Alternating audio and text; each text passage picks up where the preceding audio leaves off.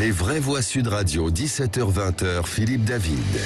Retour des vraies voix avec Philippe Bilger, Caroline Pilastre, Jean Dorido. On n'a pas fini de parler du fiasco du Stade de France. C'est un sondage Fiducia Odoxa pour le Figaro qui en parle d'ailleurs, avec une question, la suivante. Depuis ces dernières semaines, êtes-vous plutôt plus confiant ou moins confiant, évidemment, concernant la capacité du gouvernement à assurer la sécurité de la Coupe du Monde de rugby en 2023 et des Jeux Olympiques de Paris en 2024 ?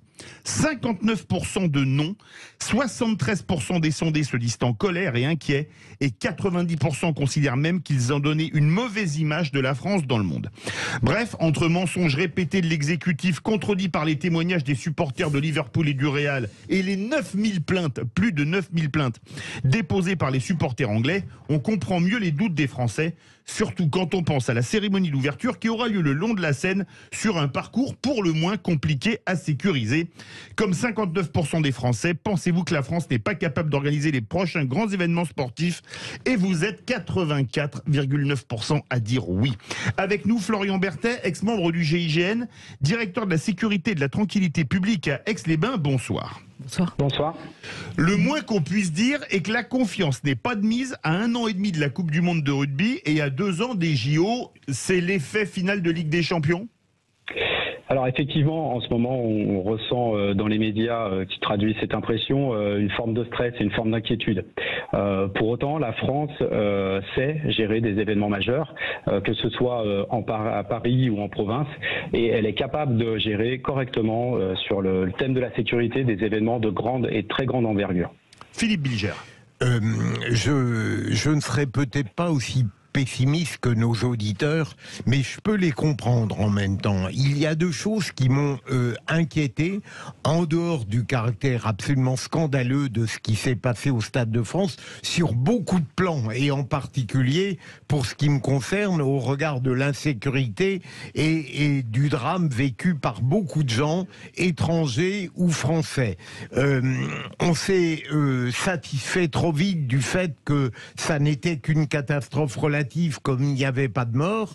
Mais deux choses m'inquiètent, c'est que d'une part, je n'ai pas senti de la part du gouvernement, des ministres et même du président une véritable repentance et contrition active, prenant la mesure de tous les dysfonctionnements pour assurer un futur qui, évidemment, sera plus brillant.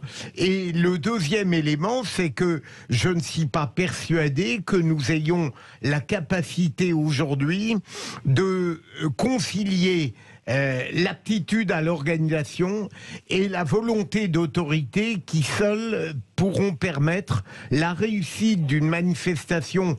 Pour le rugby, je suis moins pessimiste dans la mesure où nous avons des gens qui en général savent se tenir, mais pour les Jeux Olympiques, ça va être beaucoup plus problématique. Florian Berthet. Alors effectivement, vous mettez le doigt sur la problématique principale de l'événement. Pour un événement exceptionnel, et les JO sont un événement exceptionnel, encore plus cette année et en 2024, la commémoration qui se fera sur la scène est fait de cet événement possiblement un événement vraiment qui sort de l'ordinaire.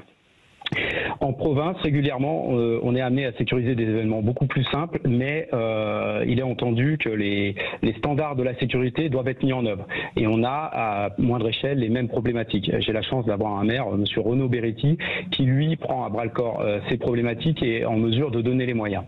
C'est bien évidemment à petite échelle. Là-dessus, lorsqu'on voit l'événement majeur qui tente de se jouer à Paris, et qui est vraiment magnifique et exceptionnel dans son organisation, nécessite des moyens à mettre en œuvre particulièrement exceptionnels. Effectivement, des unités spécifiques spécialisées de contre-terrorisme sont dimensionnées pour répondre à beaucoup de problématiques, à beaucoup de menaces, mais le principe de sécurité se traduit par les principes de prévention, c'est-à-dire de supprimer par avance les possibilités de risque. Or là, on est dans une situation où effectivement, on prend le pari de prendre un petit peu plus de risques pour faire un événement majeur, hein, qui s'entend au regard du domaine sportif, mais qui pour le coup ne minimise pas et ne diminue pas le facteur risque. Si on prend l'exemple d'un simple malaise cardiaque qui risquerait d'arriver au sein du public, puisqu'on entend parler de peut-être 400 000, 600 000, 1 million de spectateurs sur place sur les bords de Seine. On s'imagine bien d'une simple problématique comment des secouristes équipés d'un sac à dos vont se rendre au plus près de cette victime, comment cette victime va être ensuite transportée. Et là, effectivement, il faut se poser des questions dans l'ensemble sur vraiment la globalité du sujet, de s'assurer que tous les risques et les menaces soient pris en compte. Et effectivement, plus on prend l'enjeu de faire un événement en extérieur dimensionnant, plus on augmente les quantités de possibles risques. Caroline Pilastre. Je suis un peu moins inquiète concernant l'événement rugby que celui des JO. Écoutez, quand on voit l'état du pays au niveau de la sécurité, il y a de quoi se poser des questions. Moi, je prends le métro. J'ai vu la dégradation au quotidien et les violences aussi qu'on peut entendre et voir, assister directement à des gens qui attaquent sans qu'il y ait des policiers parce qu'ils sont en sous-effectif, des usagers, soit parce qu'on leur vole leur portable, soit leurs bijoux. Personne ne réagit, évidemment, tout le monde a peur, mais les gens, non contents de se faire voler, se font tabasser. Donc ça m'inquiète énormément. Nous sommes, comme vous l'avez dit, monsieur, toujours en risque vermillon de terrorisme, un terrorisme endémique pour la plupart d'entre elles. Que va-t-il se passer si ce phénomène a lieu lors d'un de ces gros événements sportifs? Y aura-t-il suffisamment de vos collègues sur le terrain? Vous n'êtes pas responsable, vous êtes formé pour ça. Mais on en revient toujours aux sous-effectifs. Quand on sait aussi, par extension, qu'on n'est pas capable en France, à Paris, de régler la question des craqueurs, 300 personnes qui forment la colline du crack, qui empêchent les résidents de vivre, qui sont eux-mêmes malades. Le préfet, la maire de Paris, ainsi que l'État n'est pas capable de les déloger. Eh bien moi, je suis extrêmement inquiète concernant ces événements. Je n'ai aucune confiance envers le gouvernement pour prendre des mesures suffisamment importantes. Et j'ai la sensation qu'on va rester comme pour ce qu'il s'est passé au Stade de France, c'est-à-dire sur du néant ou du linéaire pour ne pas déranger un certain électorat. On n'a pas envie de faire de vagues. C'est l'omerta constante dans ce pays. Ça va être encore la faute des Anglais s'il se passe quelque chose. Donc moi, je rejoins totalement le sondage. Et d'ailleurs, j'ai répondu comme nos auditeurs. Je suis très inquiète et je n'ai aucune confiance concernant la sécurité par rapport à ce gouvernement. Je ne suis pas d'accord avec vous. Pour le match d'ouverture, ce sera la faute des Néo-Zélandais puisque c'est France All Black. Florian Berthet. Alors, en dehors de toute discussion autour de qui ouvrira la Coupe du Monde de rugby, effectivement, on peut se poser la question qui est les moyens seront-ils mis en œuvre? Dans cette question, il faut aussi traduire, aurons-nous le temps de mettre ces moyens? Ce que je veux dire par là, c'est que nous sommes maintenant à 2 ans de cet événement. Il faut effectivement avoir du temps pour organiser et solliciter les moyens exceptionnels à mettre en œuvre face à cet événement. Ce que je veux dire par là, c'est que un événement qui commence à se travailler à plus ou moins 4 ans, permet d'avoir une meilleure réactivité le jour J. À 2 ans, ça commence à être difficile effectivement de pouvoir peut-être recruter des nouveaux policiers, des nouveaux gendarmes, des réservistes, des agents de sécurité, peut-être former des bénévoles. Ça commence à être vraiment compliqué. Aujourd'hui, on s'aperçoit qu'on est déjà dans la polémique et la discussion, alors qu'on devrait finalement être sur un projet déjà abouti et sur lequel la concrétisation des mesures à mettre en œuvre devrait déjà être lancée. Là-dessus, y aura-t-il assez de personnel pour répondre aux besoins? Effectivement, on peut se poser cette question. On entend parler le chiffre de 22 à 24 000 agents de sécurité nécessaires pour sécuriser cet événement. Il va falloir recruter, former. Est-ce qu'il est encore temps de le faire? Ensuite, au niveau police, gendarmerie, effectivement, ce sont des services qui sont très chargés en termes de quantité de travail et qui sont en sous-effectif aujourd'hui dans bon nombre d'unités. Même si on est amené à prélever, je dirais, des unités opérationnelles dans les régions hors en Île-de-France, une fois que ces personnes ne sont plus sur place, elles ne font plus leur travail. Donc on a beau déplacer les entités d'un côté ou de l'autre pour les remettre de l'autre, elles ne sont pas forcément en capacité de répondre au travail sur le reste du territoire. Ensuite, pour ce qui est la question du contre-terrorisme, effectivement, il y a un vrai savoir-faire en France qui est indéniable, c'est certain, pour les unités police et gendarmerie dont j'ai fait partie.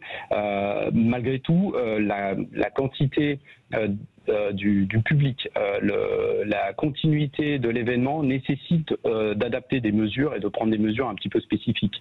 Dans certains lieux, il est évoqué les sollicitations aussi d'unités hors France. Pourquoi pas, c'est des pistes qui peuvent être travaillées. Mais une chose est sûre, à moins 2 ans, il faut maintenant prendre des décisions pour que cet événement puisse être travaillé et puisse se dérouler dans de bonnes conditions de sécurité, qui sera évidemment très difficile à réaliser, puisque un site ouvert au public, a priori pour l'instant sans contrôle des flux, nécessite une quantité de personnel astronomique. Donc il y a vraiment un vrai enjeu sur les mesures à prendre dès maintenant pour se permettre d'avoir des personnels et des agents ou des militaires en mesure de répondre à tous ces besoins. Jean Dorido.